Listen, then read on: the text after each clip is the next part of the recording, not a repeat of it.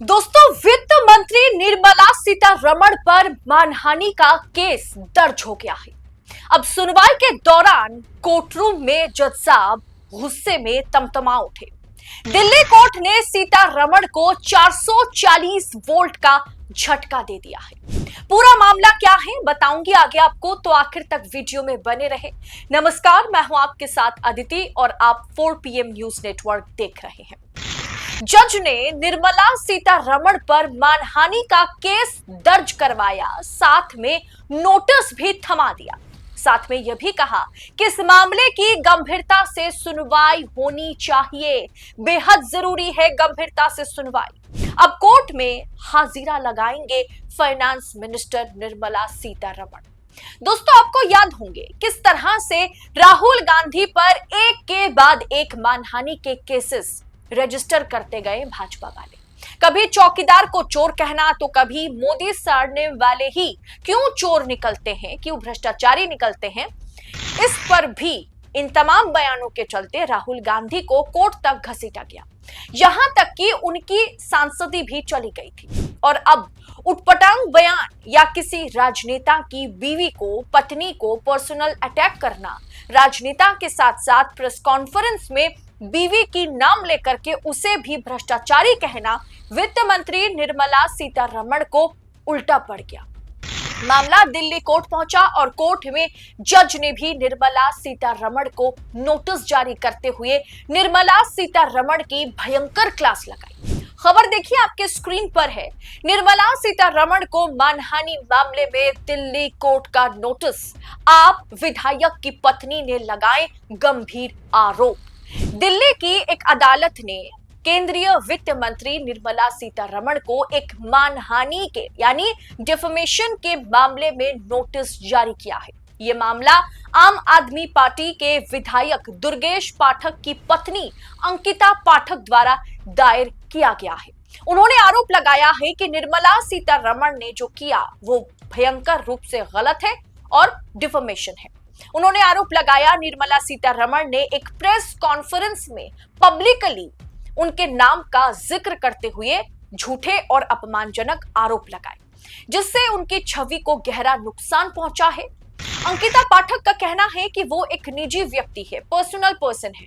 उनका ना तो राजनीति से कोई लेना देना है, वो पब्लिक फिगर नहीं है और ना ही वो पब्लिकली कहीं पर अपीयर होती है, वो सार्वजनिक जीवन का हिस्सा नहीं है। इसके बावजूद वित्त मंत्री ने एक राजनीतिक विवाद के दौरान प्रेस कॉन्फ्रेंस में उनके नाम को घसीटते हुए उन पर भ्रष्टाचार से जुड़े आरोप लगाए, जिससे उनकी सामाजिक प्रतिष्ठा पर बुरा असर पड़ा, उनकी मानहानि हुई। उन्होंने कोर्ट से गुहार लगाई है कि इस तरह के गैर जिम्मेदाराना बयानों पर लगाम लगाई जाए और उन्हें न्याय मिले। और इसके जवाब में अदालत ने जो किया है, जो न्यायपालिका ने की है, वो वाकई उसकी सराहना करने की जरूरत है। अमूमन इन तमाम केसों को या तो पेंडिंग मोड में डाल दिया जाता है या फिर संज्ञान नहीं लिया जाता या फिर सिर्फ एक नोटिस जारी करके दफा रफा कर दिया जाता है। लेकिन अदालत ने उनकी याचिका पर संज्ञान लेते हुए निर्मला सीतारमण को नोटिस जारी कर जवाब तो मांगा। अदालत ने यह भी माना कि प्रथम दृष्टि से देखा जाए तो ये मामला मानहानि का बनता है और इसमें गंभीरता से सुनवाई की आवश्यकता है। अदालत ने टिप्पणी की है कि किसी निजी व्यक्ति के नाम को बिना पर्याप्त प्रमाण के, बिना एविडेंस के सार्वजनिक रूप से पब्लिकली उजागर करना उनकी निजता और गरिमा का हनन है। इस मामले ने राजनीतिक गलियारों में हलचल मचा दी है, क्योंकि जज साहब ने इस मामले को दफा रफा करना या बस एक नोटिस के तौर पर इसकी सुनवाई नहीं करी, बल्कि उन्होंने कहा कि इसकी गंभीरता से सुनवाई जरूरी है। राजनीतिक गलियारों में इसके चलते हलचल पैदा हो गई है। निर्मला सीतारमण पर आफत आ पड़ी है, क्योंकि अब उन्हें कोर्ट जाना पड़ेगा, कोर्ट तक उन्हें घसीटा जाएगा।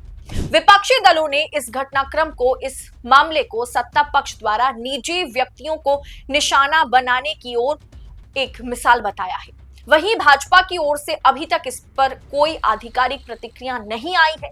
यह मामला सिर्फ एक कानूनी लड़ाई नहीं है, बल्कि राजनीतिक बयानबाजी की सीमाओं और पर्सनली किसी को अटैक करना, व्यक्तिगत गरिमा के अधिकार के टकराव को उजागर करता है। आने वाले दिनों में यह देखना दिलचस्प होगा कि अदालत इस मुद्दे पर क्या रुख अपनाती है और क्या यह मामला देश में राजनीतिक संवाद की मर्यादाओं पर कोई स्थायी असर छोड़ता है। क्योंकि जब हम राजनीतिक भाषण देते हैं तो हम देखते हैं भाषाओं का उल्लंघन कर जाते हैं। मतलब विपक्ष अगर कोई भी भाषा की मर्यादा को लांघता है, अगर अमर्यादित टीका टिप्पणी या भाषा का इस्तेमाल करता है तो तुरंत कार्रवाई हो जाती है। मतलब कहीं से भी कुछ भी कनेक्ट करके चौकीदार चोर कहा गया था, ये नहीं कहा गया था मोदी चोर है। लेकिन इस मामले के लिए क्या क्या हुआ और क्या क्या नहीं हुआ आप भी जानते हैं। लेकिन ये विपक्ष के लिए, अगर ऑपरेशन सिंदूर को लीड करने वाली जाबाज सैनिक, महिला सैनिक सोफिया कुरैशी को अगर पाकिस्तानियों की या आतंकवादियों की बहन करार दिया जाए तो उन पर कार्रवाई नहीं होती, उस मामले को कैसे दफा रफा किया जाए, उस कोशिश में सरकारी तंत्र लग जाती है। क्योंकि सत्ता पक्ष अगर उटपटांग बयान दे या भाषा की मर्यादा को लांघे राजनीतिक बयान देते समय राजनीतिक मंच पर, तो उन्हें छूट मिल जाती है अगर वो सत्ता पक्ष की तरफ से है तो। लेकिन अब दिल्ली कोर्ट ने जो फैसला लिया है, नोटिस सर्व किया है, साथ में ये बताया है कि किसी प्रेस कॉन्फ्रेंस में पब्लिकली किसी राजनेता की बीवी का नाम ले लेना, पब्लिकली उसे एक्सपोज करना और साथ में बिना पुख्ता एविडेंस के उसे भ्रष्टाचारी कहना, ये वाकई मानहानि का मामला है और इस पर कोर्ट जो है वो वाकई सख्त रुख अपनाएगा। फिलहाल आगे देखना दिलचस्प होगा कि निर्मला सीतारमण जब कोर्ट पहुंचेंगी तो वो क्या जवाब देंगी या इस नोटिस पर उनकी ओर से क्या जवाब दिया जाता है। फिलहाल इस पूरे विषय पर आपकी टीका टिप्पणी क्या है, कमेंट बॉक्स में अपनी राय हमारे साथ साझा कीजिएगा। ऐसी तमाम खबरों को लगातार पाने के लिए 4 PM न्यूज नेटवर्क के साथ बने रहें। फिलहाल इस रिपोर्ट में इतना ही, जल्द होगी आपसे मुलाकात। बहुत बहुत शुक्रिया आप सभी का। जय हिंद, जय भारत।